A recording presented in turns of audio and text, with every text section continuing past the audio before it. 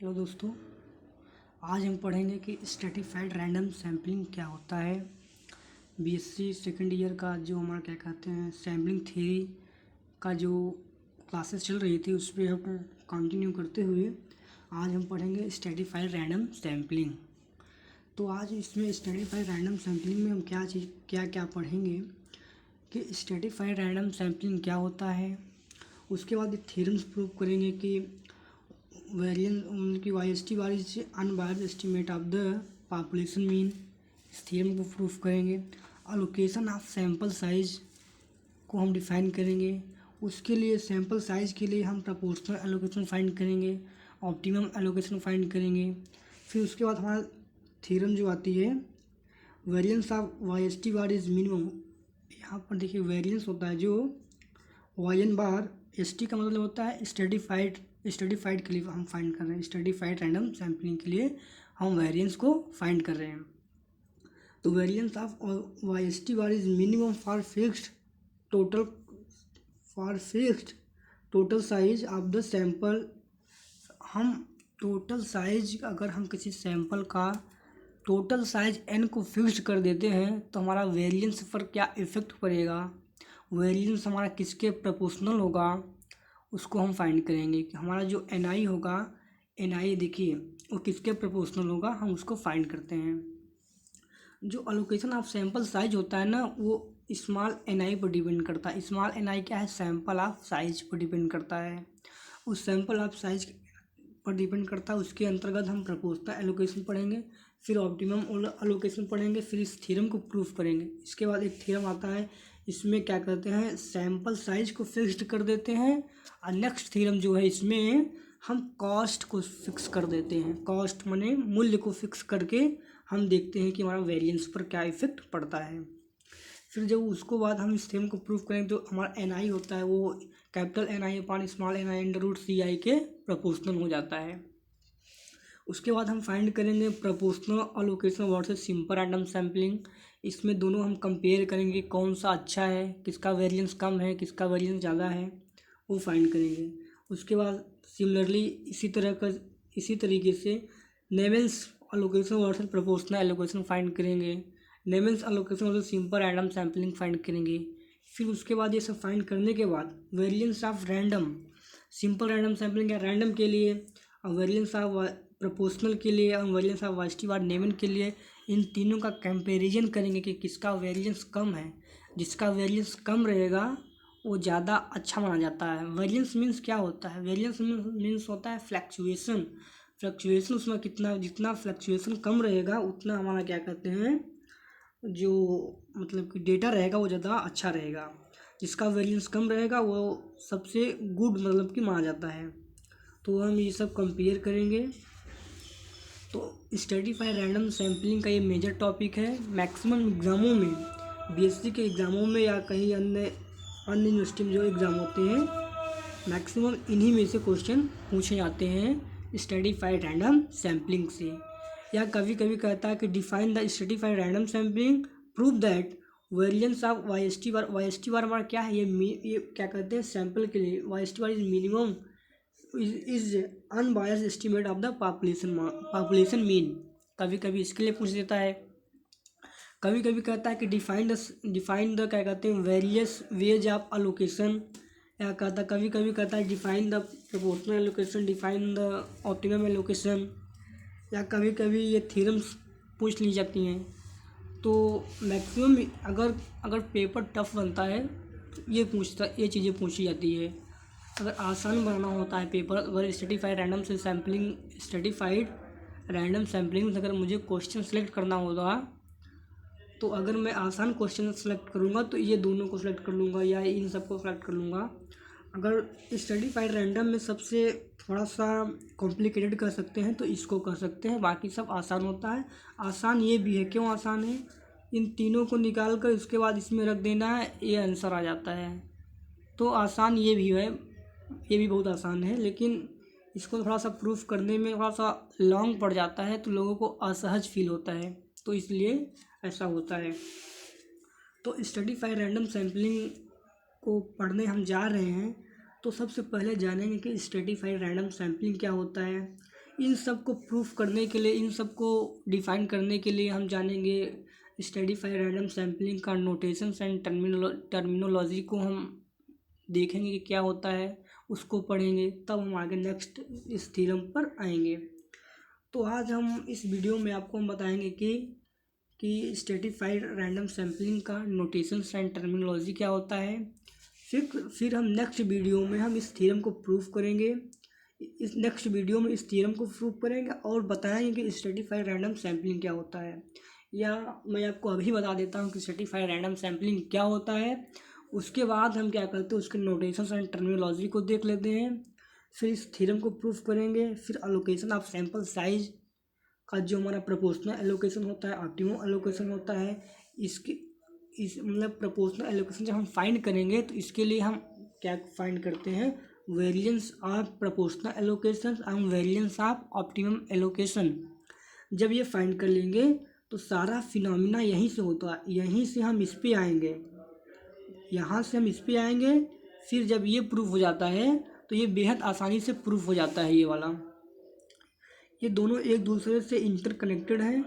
मतलब कि यहाँ से यहाँ तक आने के लिए, यहाँ से यहाँ तक नीचे जाने के लिए हमको क्या कहते हैं, यहाँ पर काफ़ी अच्छा पढ़ना होगा, काफ़ी ध्यान से, काफ़ी आसान भी है।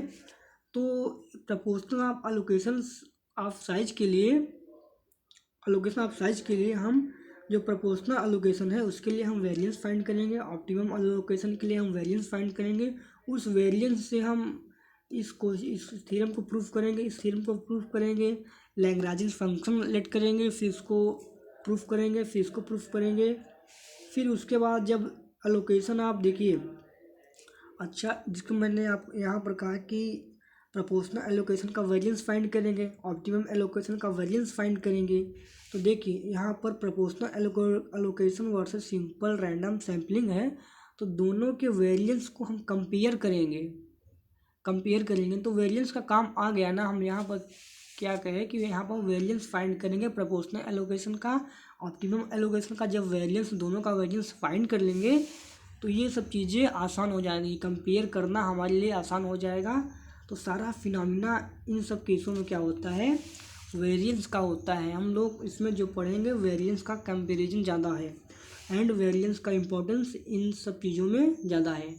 सो इसलिए आपको अभी मैं बता देता हूँ कि स्ट्रेटिफाइड रैंडम सैम्पलिंग क्या होता है।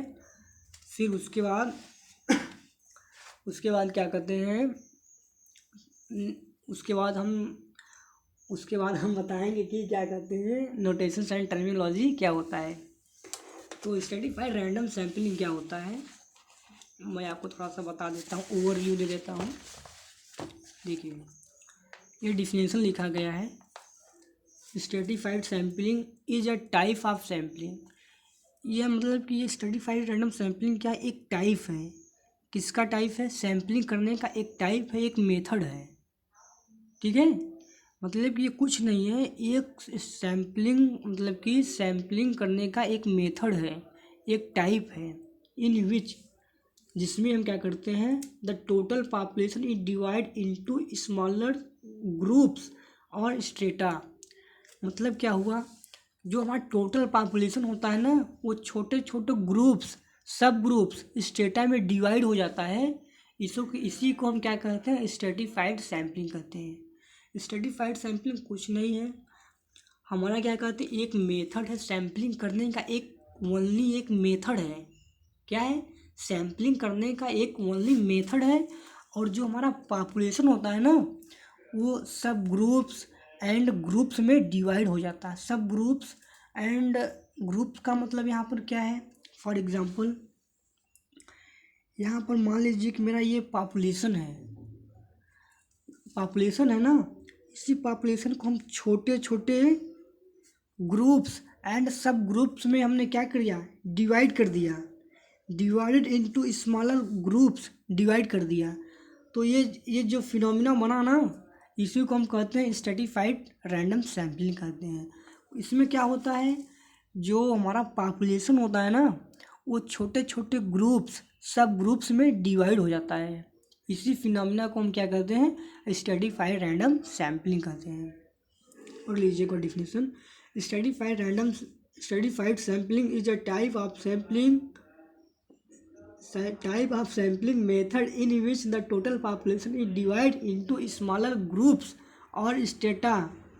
Complete the sampling process. Sampling process के दौरान जो हम क्या करते हैं, जो पॉपुलेशन होता है हम उसको डिवाइड कर देते हैं सब ग्रुप्स में स्ट्रेटा, ठीक, इन सब में हम डिवाइड कर देते हैं। इसी को हम क्या करते हैं, स्ट्रेटिफाइड रैंडम सैम्पलिंग करते हैं। तो आज इस वीडियो में हम आपको बताया कि स्ट्रेटिफाइड रैंडम सैम्पलिंग क्या होता है। उसके बाद जो स्ट्रेटिफाइड रैंडम सैम्पलिंग के जो इम्पोर्टेंट क्वेश्चन है उसको आप डिस्कस कर लीजिए, क्योंकि स्ट्रेटिफाइड रैंडम सैम्पलिंग का ये पूरा सार है। क्या कहें, अगर एक शब्द में कहना चाहूँ तो क्या कहूँ कि ये पूरा सारांश है मतलब कि स्ट्रेटिफाइड रैंडम सैम्पलिंग का ये पूरा सारांश है। टोटल आपको क्या क्या पढ़ना होता है सैम्पलिंग थियरी में, मैं आपको बता दूं क्या क्या पढ़ना होता है, एक बार ओवरव्यू दे दूं। सैम्पलिंग थियरी के अंतर्गत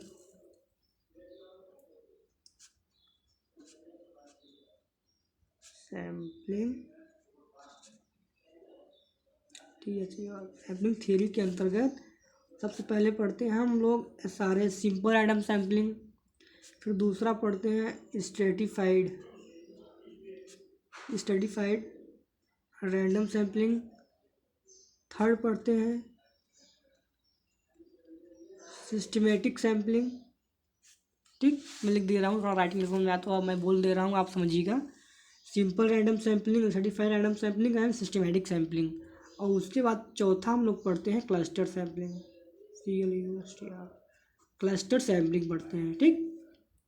तो सैम्पलिंग थ्योरी में हम लोग चार चीज़ पढ़ते हैं चार चीज़ पढ़ते हैं, simple random sampling, stratified random sampling, systematic sampling and cluster sampling.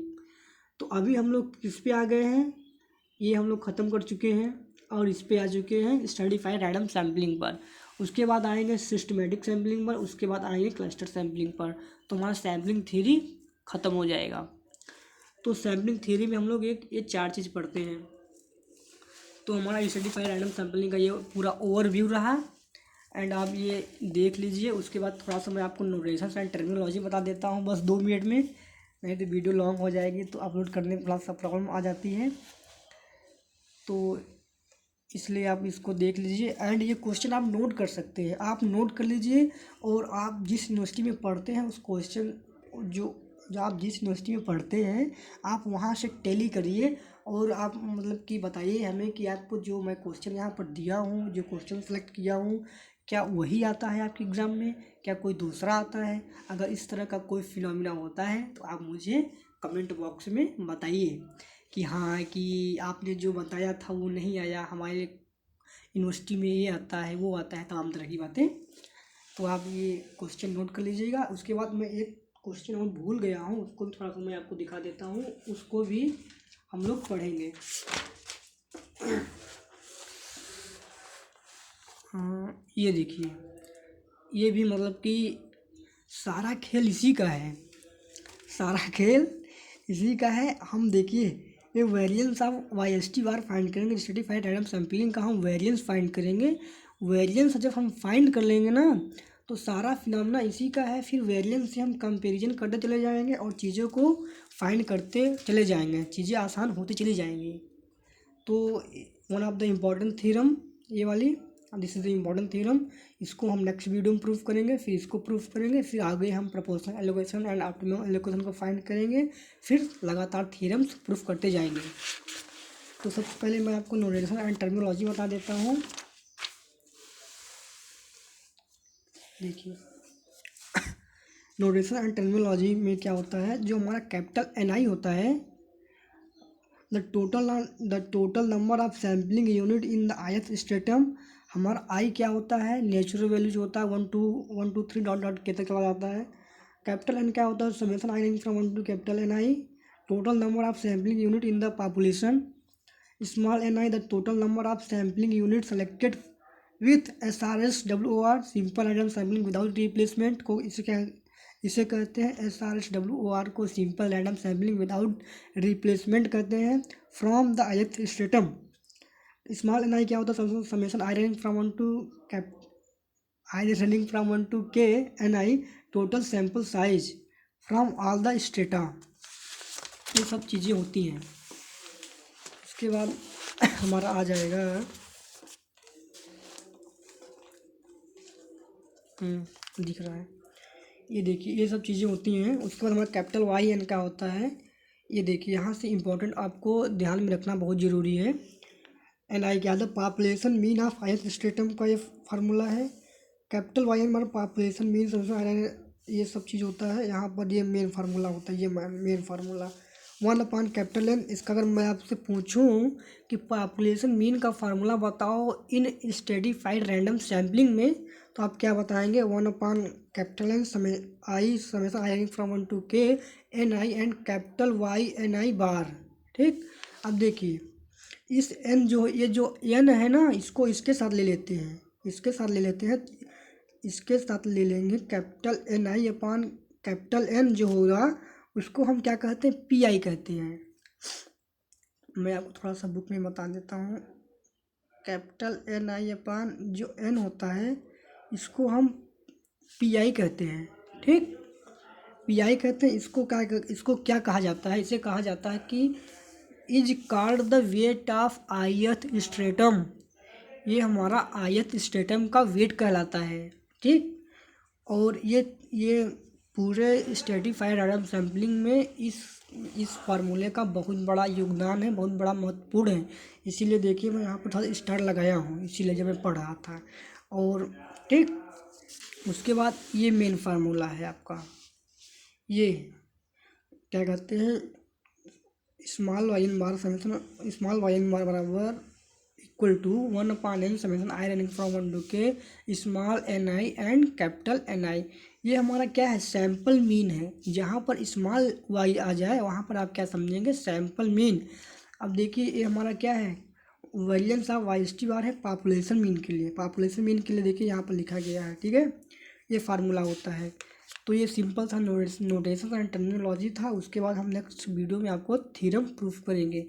तो आप नेक्स्ट वीडियो में आने से पहले आप 2 फार्मूला याद रखेंगे, ये फार्मूला याद रखेंगे, ये फार्मूला याद रखेंगे। बाकी अगर आपको ये नोटेशन एंड टर्मिनोलॉजी में नहीं आएगा तब भी चल जाएगा, बट ये 2 फार्मूले आपको आना कंपलसरी है। इसके बिना कुछ नहीं हो सकता है इन स्टैटिफाइड रैंडम सैम्पलिंग में। स्टैटिफाइड रैंडम सैम्पलिंग में इन 2 फार्मूलों के बिना आप कुछ नहीं कर सकते हैं। आप ही नहीं, मैं भी कुछ नहीं कर सकता इन 2 फार्मूलों के बिना। उसके बाद जो आता है हमारा ये नेक्स्ट थ्योरम है, और इस थ्योरम के बिना हम स्टैटिफाइड रैंडम सैम्पलिंग को आगे हम सर्वाइव नहीं कर पाएंगे, आगे लीड नहीं कर पाएंगे। तो हमारा स्टैटिफाइड रैंडम सैम्पलिंग में हम करते क्या हैं, कुछ नहीं करते, बस वेरिएंस को, सारा फिनोमेना इसमें वेरिएंस का होता है। जब हम आपको दिखाएंगे तो वेरिएंस हमारा फॉर एग्जांपल इम्पोर्टेंट है, इसको आप देख लीजिएगा। 1 मिनट आपको बता देता हूँ। देखिए जैसे ये सब हम फाइंड करेंगे, proportional allocation versus simple random sampling. इसमें हम क्या करेंगे, प्रोपोर्शनल एलोकेशन का वेरिएंस लेंगे, सिंपल रैंडम सैम्पलिंग का वेरिएंस लेंगे, दोनों का कंपेयर करेंगे। जिसका वेरिएंस कम आएगा वो ज़्यादा अच्छा होगा, जिसका वेरिएंस ज़्यादा आ जाएगा वो कम अच्छा होगा। इसमें भी वही करेंगे, इसका नेमन एलोकेशन का वेरिएंस लेंगे, प्रोपोर्शनल एलोकेशन का वेरिएंस लेंगे, दोनों का कंपेयर करेंगे। फिर इसमें नेमन एलोकेशन का वेरिएंस लेंगे, सिंपल रैंडम सैम्पलिंग का वेरिएंस लेंगे, फिर दोनों का कंपेयर करेंगे। फिर इन तीनों का कॉम्बिनेशन ले लेंगे तो हमारा ये वाला आ जाएगा। तो वेरिएंस का स्टैटिफाइड रैंडम सैम्पलिंग में बहुत बड़ा महत्वपूर्ण योगदान है, इसके बिना कुछ हो नहीं सकता है। तो वेरिएंस, तो आप देखिए चाहे सिंपल रैंडम सैम्पलिंग पढ़िए, चाहे स्टैटिफाइड रैंडम सैम्पल पढ़िए, चाहे सिस्टमेटिक पढ़िए, चाहे क्लस्टर पढ़िए, चाहे जो पढ़िए, उसमें जितना वेरिएंस का फार्मूला है ना वो आपको याद होना चाहिए, हमें भी याद होना चाहिए, आपको भी याद होना चाहिए। जितने बच्चे पढ़ रहे हैं उनको सबको याद होना चाहिए, क्योंकि आजकल कोई स्टैटिक्स की दुनिया में है नहीं। स्टैटिक्स कोई पढ़ता नहीं है, कोई जानता नहीं है स्टैटिक्स, बहुत कम बच्चे जानते हैं। ठीक, तो ये क्या कहते हैं मतलब कि स्टैटिफाइड रैंडम सैम्पलिंग का ये फिनोमिना है, थोड़ा सा ओवरव्यू है।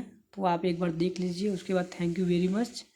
एंड नेक्स्ट वीडियो में मिलते हैं। नेक्स्ट वीडियो में हम आपको प्रूफ करके दिखाएंगे variance of S T bar is unbiased estimate of the population mean. Thank you.